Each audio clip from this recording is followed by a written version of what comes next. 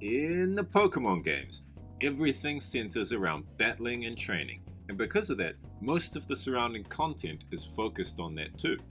I love competitive battling, but I'm also really interested in each Pokemon as an animal. I want to know what it's like to live as a Bulbasaur or a Metapod. So in this video, come with me as I take on the role of Professor Oak's Aide and let's research the Bulbasaur line. So, we all know what puts the bulb in Bulbasaur, and most of the information we have on this Pokemon relates to that bulb. In Kanto, we find out the bulb was planted on its back at birth. This is hella strange, right? I remember thinking as a kid, wait, so it isn't born with it? It turns out this is just a translation error, and it does have it from birth. I can confirm this, I am a Japanese speaker. Anyway, the bulb grows little by little as Bulbasaur grows, and it's quite important that it does because Bulbasaur often relies on its bulb for nutrients.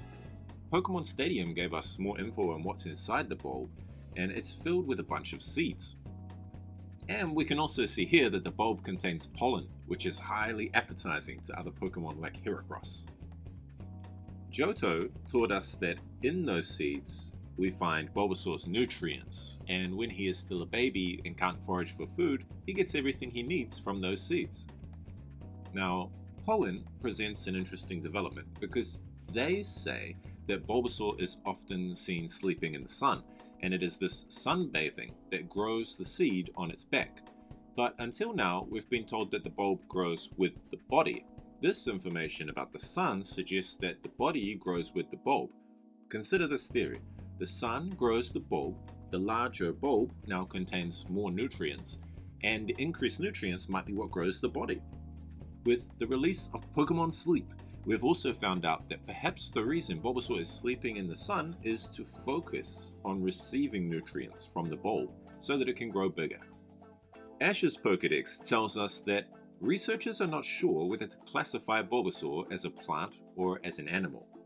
This is one of the things that makes Bulbasaur a truly awesome Pokemon in my eyes. And by the way, it's obviously a planimal. One of the most interesting entries on Bulbasaur comes from Super Smash Bros. Brawl, where a rumor is introduced that there was once a time when the seed was much lighter and Bulbasaur could walk on two legs. In the anime, Nurse Joy told us how Bulbasaur from all over the world gather at a certain time of the year to evolve together. She speculates that the time they do this is dictated by the alignment of planets and phases of the moon. When Bulbasaur does take part in this ceremony, he evolves into Ivysaur. The average Ivysaur is double the weight of its pre-evolved counterpart. He is slightly taller too, going from 0.7 meters to 1 meter neat. The in-show Pokedex tells us that Ivysaur grows stronger based on the strength of the sun it absorbs. Want to know how strong your Ivysaur is? Well, if you had one, you'll be able to tell by looking at the flower on its back. The larger the flower bud, the stronger the Ivysaur. By the way, apparently it's the increased weight of the flower that also makes Ivysaur bulkier than Bulbasaur, as its muscles grow to carry all that weight on its back.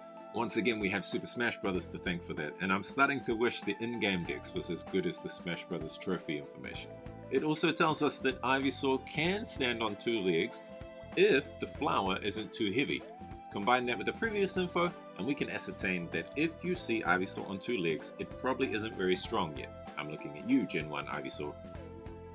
Pokemon Yellow gave us another cool fact on Ivysaur. Here's a quiz. How do you know when an Ivysaur's flower is about to bloom? Answer. You can smell an aroma coming from it. Also, you might know even sooner because when the flower is almost ready to bloom, Ivysaur will readapt Bulbasaur's habit of sleeping in the sun. Once the flower finally blooms, an Ivysaur becomes the tank known as Venusaur. It grows to 2 meters tall and a proportionally heavy 100 kgs. Venusaur used the large petals of its flower to soak up the sunlight and use it as energy. It can physically manipulate its flower to reach out and absorb more sun. It is also believed that a nutritious diet and lots of sunlight will give brighter, more vibrant color to the flower. There's also a bit of a strange rumor out there that Venusaur absorbs so much sun that it has to keep walking to find more, but I'm not sure how I feel about this one and how sunlight works. Anyway, Venusaur actively seeks sunlight for more energy, and it's actually more powerful in the summertime. If Venusaur gets caught in the rain, the smell of the flower grows stronger and attracts Pokemon around it. You'd think that might be dangerous for a sun-deprived and weakened Venusaur to pull other Pokemon towards it, but perhaps it also strengthens the calming effect of the aroma and makes Venusaur less likely to be attacked. Now, let's look back at the evolutionary process again.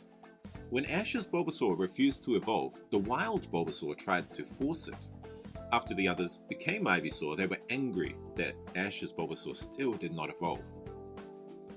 This evolutionary ceremony was led by Venusaur, and Ash confronted Venusaur, asking if there was any particular reason that Bulbasaur needed to evolve. Venusaur replied by demonstrating an ability to make the tree behind him bloom with flowers. This suggests that the Bulbasaur line may have an important role to play in the natural systems of the world. The Bulbasaur line throughout the anime shows a protective and diplomatic nature, and in the manga there's a 300-year-old tree rumored to grow from a Venusaur that once protected the village. I believe we might be seeing this phenomenon begin when Venusaur Mega evolves.